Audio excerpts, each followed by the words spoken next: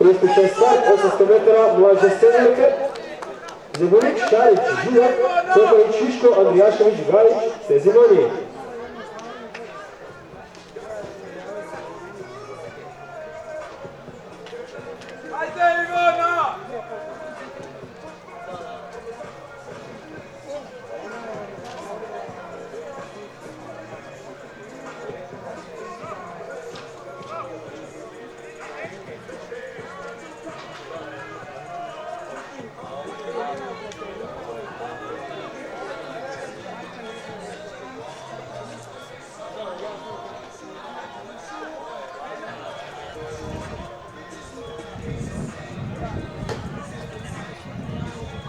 Pozdravimo ovdje Bjelekenu, prvom prolazu ispred nas.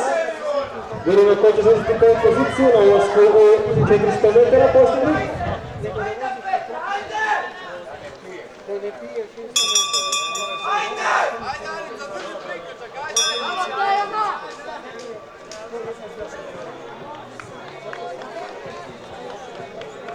Antonio Šarić odustava, ona je povukla ovaj prvi krug.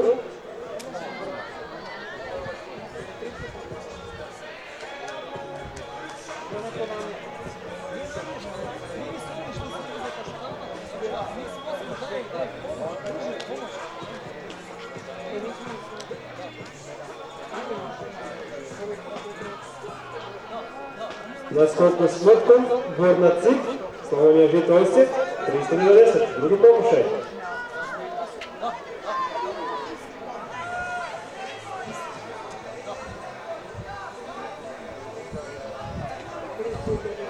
Andrijašević ide na drugu poziciju.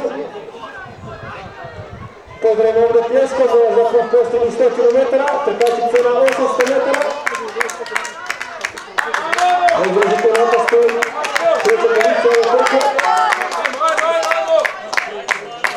Čini se da koja na žudavu posljednjim metrima dolazi do, čini mi se, srebrne medalje.